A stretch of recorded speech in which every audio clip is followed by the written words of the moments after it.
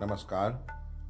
गीता जी के 15वें अध्याय का अर्थ। श्री कृष्ण बोले, संसार पीपल यानी अश्वत्थ के समान है, जिसका पुराना पुरुष रूप जड़ ऊपर है और चराचर शाखाएं नीचे हैं। वेद इसके पत्ते हैं, जो जानता है वही वेद का ज्ञाता है।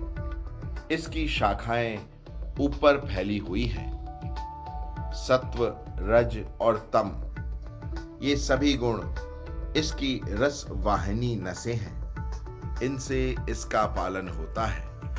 शब्द रूप आदि इसकी डालियां हैं। पीछे कर्म रूप में प्रकट होने वाली इसकी जड़ें नीचे मनुष्य लोक में और भी नीचे तक चली गई हैं। पर अश्वत्थ का यह रूप, इसका आदि अंत और आकार संसारी प्राणी के ध्यान में नहीं आता, तथापि इसकी जड़ गहरी है।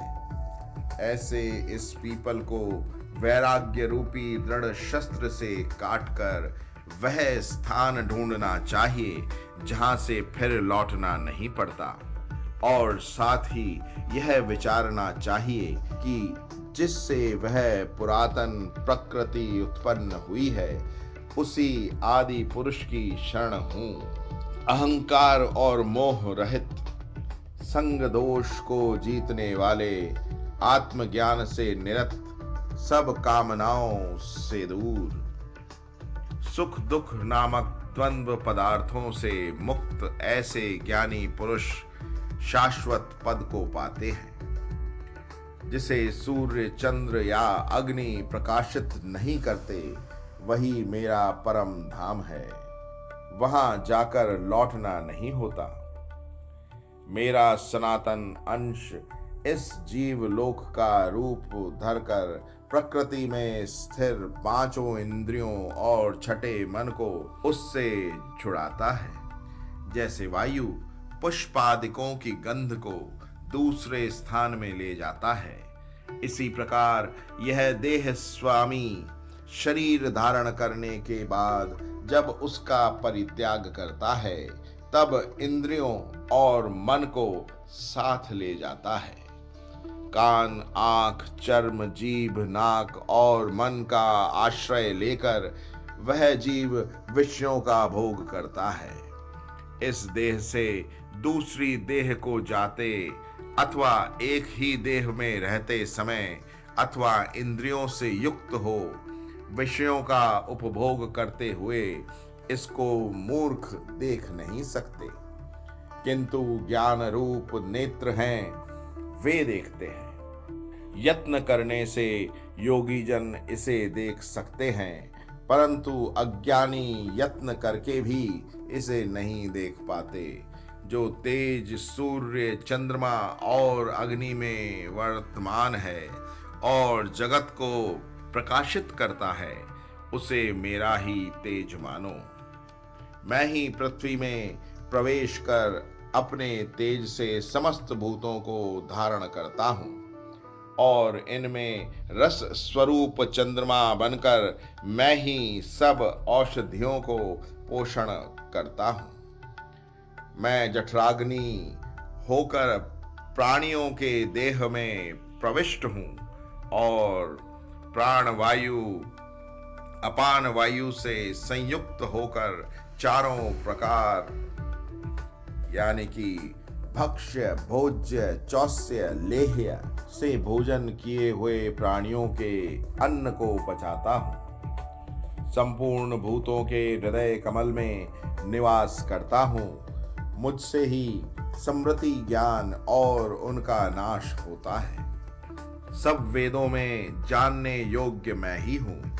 वेदांत का कर्ता और वेदों का ज्ञाता मैं ही हूँ। इस संसार में चर और अचर ये दो पुरुष हैं। जितने नाशवान प्राणी हैं वे चर कहलाते हैं, और इसमें कूटस्थ अर्थात शैल शिखर के भांति स्थिर चैतन्य को अचर कहते हैं। किंतु उत्तम पुरुष परमात्मा विकार रहित सर्वनियंता नित्य रूप तीनों लोकों में प्रविष्ट होकर धारण पोषण करता है, वह इन दोनों से अलग है। मैं चर और अचर से उत्कृष्ट हूं, इसी कारण से लोक और वेद में पुरुषोत्तम नाम से विख्यात हूं। हे भारत, जो ज्ञानी जन इस प्रकार से मुझको पुरुषोत्तम जानता है, वह सब कुछ जानता है और सर्वतो भावेत मेरा ही स्मरण करता है। हे भारत, शास्त्र के गुह्य भेद को जो मैंने कहा है, जानकर बुद्धिमान पुरुष कृत्य होता है।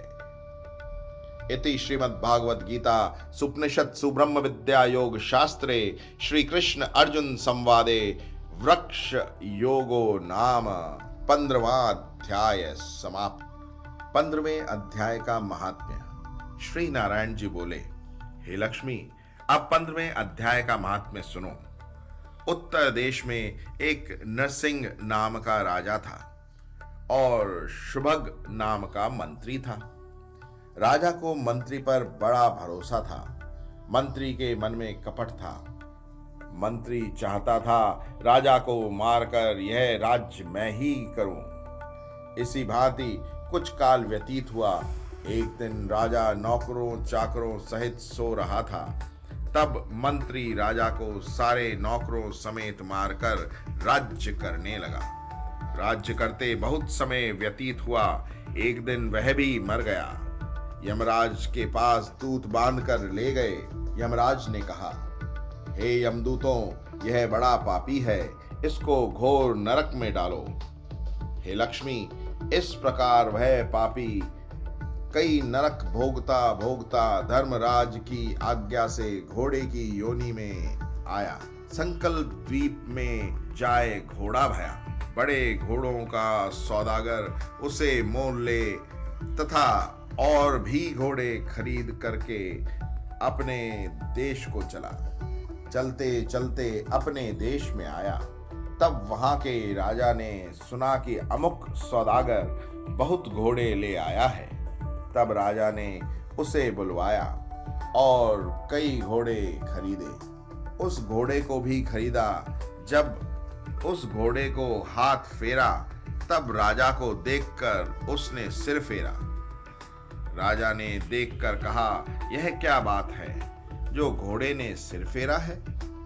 तब राजा ने पंडित बुलाकर पूछा कि इस घोड़े ने हमको देखकर सिर फेरा है, इसका क्या कारण है? पंडित ने कहा, हे राजन, इस घोड़े ने आपको सिर नवाया है।